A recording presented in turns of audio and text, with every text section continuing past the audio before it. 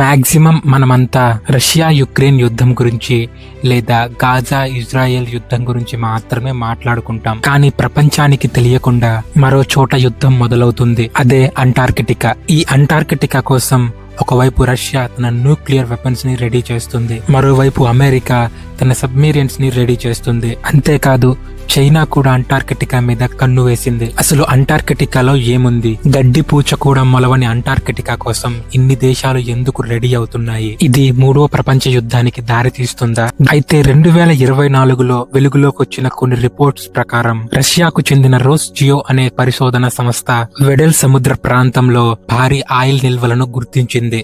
Shock అయ్యే విషయం ఏంటంటే దాదాపు 511 బిలియన్ల బ్యారెల్స్ చమురు ఉన్నట్టు రష్యా గుర్తించింది. ఇది గత 50 ఏళ్లుగా సౌదీ అరేబియా తీసిన మొత్తం ఆయిల్ తో పోలిస్తే దాదాపు 10 టైమ్స్ ఎక్కువ. మీకు ఇంకా క్లియర్ గా చెప్పాలి అంటే సౌదీ అరేబియా దగ్గర ఉన్నది ఒక్క గ్లాస్ ఆయిల్ అయితే అంటార్కిటికా మంచు కింద ఉన్నది ఒక పెద్ద సముద్రం. ఇక్కడ వచ్చిన పెద్ద క్వశ్చన్ మార్క్ ఏంటంటే అంటార్కిటికాలో ఇంత ఆయిల్ ఉంది సరే, ట్విస్ట్ ఏంటి అంటే అంటార్కిటికా ఏ దేశానికి చెందింది కాదు. ప్రపంచ చట్టాల ప్రకారం అంటార్కిటికా ఎవ్వరిది కాదు. అంతేకాదు ఇక్కడ మైనింగ్ చేయడం కూడా నేరం. కానీ రష్యా ఈ రూల్స్ ని బ్రేక్ చేయడానికి రెడీగా ఉంది. ఎదురుగా ఇన్ని లక్షల కోట్ల విలువ చేసే ఆయిల్ నిల్వలుంటే ఎవరైనా ఎందుకు ఊరుకుంటారు చెప్పండి? సరే, అంటార్కిటికాలో మైనింగ్ చేయడం నేరం. మరి ఇక్కడ రష్యన్స్ ఆయిల్ ఉందని ఎలా కనుక్కున్నారు? ఆయిల్ ఉంది అని కనుక్కోవాలంటే అక్కడ ఖచ్చితంగా కొన్ని టెస్టులు చేస్తారు కదా.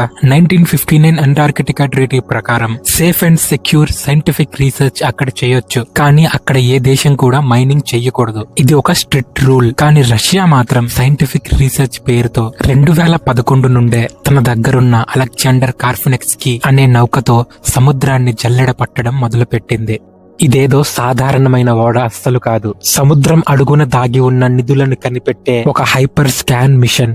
ఈ నౌక స్పెషాలిటీ ఏంటంటే గడ్డ కట్టే మంచును తట్టుకుని ప్రయాణించడమే కాదు, ఆ నౌకకి ఫిక్స్ చేసిన పవర్ఫుల్ సౌండ్ గన్స్ ద్వారా సముద్రంలోని వేల అడుగుల లోతుల్లోకి పవర్ఫుల్ సౌండ్ వేవ్స్ ను పంపిస్తుంది. ఆ సౌండ్ వేవ్స్ సముద్ర అడుగు భాగానికి చేరుకుని మళ్లీ తిరిగి వచ్చే విధానాన్ని బట్టి భూమి అడుగు భాగంలో ఆయిల్ ఉందో లేదో ఇది ఇట్టే చెప్తుంది. మీకు సింపుల్ అర్థమయ్యేలా చెప్పాలంటే మన శరీరానికి చేసే అల్ట్రా సౌండ్ స్కానింగ్ లాగే ఈ నౌక కూడా అంటార్కిటికా సముద్రాన్ని స్కాన్ చేస్తుంది. 1-2 కాదు, దాదాపు 10 ఏళ్ల పాటు అనుమానం రాకుండా పరిశోధన పేరుతో ఆయిల్ నిల్వల కోసం రష్యన్స్ వెతుకులాట కొనసాగించారు. చివరికి 2020లో ప్రపంచమంతా షాక్ అయ్యేలా రష్యా ఒక నివేదికని బయటపెట్టింది. అందులో ఏముందంటే అంటార్కిటికా మంచు కింద 511 బిలియన్ బ్యారెల్స్ ఆయిల్ ఉన్నట్టు రష్యా ప్రపంచానికి చూపించింది. 2024లో బ్రిటన్ పార్లమెంట్ లో ఈ విషయంపై చర్చ జరగడంతో రష్యా 10 ఏళ్లుగా సాగించిన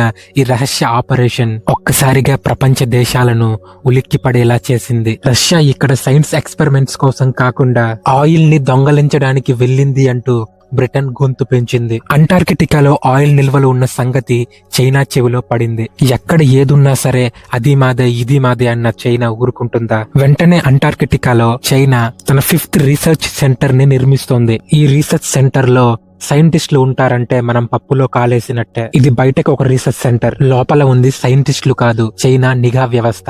ఇక్కడ చైనా ప్లాన్ ఏంటంటే మెల్లగా అక్కడ జెండా పాతి ఆ భూమి మాదే, ఆ ఆయిల్ నిల్వలు మావే అని ప్రపంచానికి చెప్పడం. అటు రష్యా చైనా ఆయిల్ కోసం పోటీ పడుతుంటే ఇటు అమెరికా ఊరుకుంటుందా? వాళ్ళు కూడా సబ్మెరియన్స్ తో అంటార్కిటికాలో నిఘా పెంచారు.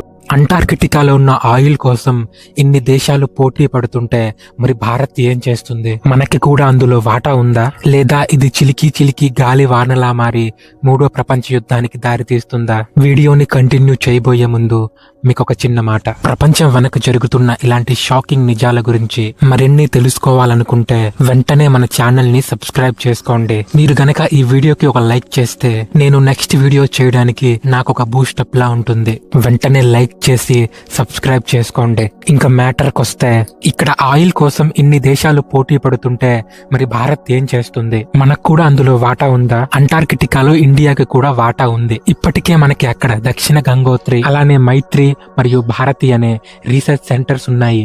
అలానే ఇండియాకి రష్యాకి మధ్య మంచి ఫ్రెండ్షిప్ ఉంది. అంతా బానే ఉంది, కానీ అంటార్కిటికాలో ఆయిల్ ను వెలికి తీయడం సేఫ్ అంటారా? నిజం చెప్పాలి అంటే ఇది పర్యావరణానికి చాలా ప్రమాదం. పొరపాటున ఆయిల్ తీస్తున్నప్పుడు లీక్ అయిపోతే ఆ విషపూరితమైన ఆయిల్ వల్ల అక్కడ నివసించే పెంగ్విన్స్ తో పాటు అనేక రకాలైన జీవజాతులు అంతరించిపోతాయి. ఎందుకంటే ఆ ఆయిల్ ని ప్రాసెస్ చేసిన తర్వాత మాత్రమే సేఫ్. ప్రాసెస్ చెయ్యక ముందు అది చాలా డేంజరస్. అంతేకాదు సముద్రం కూడా కలుషితమవుతుంది. ఇప్పటికే గ్లోబల్ వార్మింగ్ కారణంగా సముద్ర మట్టం పెరుగుతుంది. అంటార్కిటికా మన భూమికి ఒక కూలింగ్ సిస్టమ్ లాంటిది. మన అవసరాల కోసం దాన్ని డ్యామేజ్ చేస్తే తర్వాత మనకే ప్రమాదం. మరో విషయం, ఇది గుడ్ న్యూస్ అనాలో లేదా బ్యాడ్ న్యూస్ అనాలో మీరే చెప్పండి. నాకు పర్సనల్ గా ఇది బ్యాడ్ న్యూస్. ఎందుకంటే 2048 తర్వాత అంటార్కిటికా ఉండొచ్చు, ఉండకపోవచ్చు. దానికి రీజన్ ఏంటంటే 1991 లో మ్యూడ్రిడ్ ప్రోటోకాల్ అనే ఒక ఒప్పందం జరిగింది. ఆ ఒప్పందం ప్రకారం అక్కడ మైనింగ్ చేయకూడదు. అయితే మళ్ళీ 2048 లో రివ్యూకి వస్తుంది.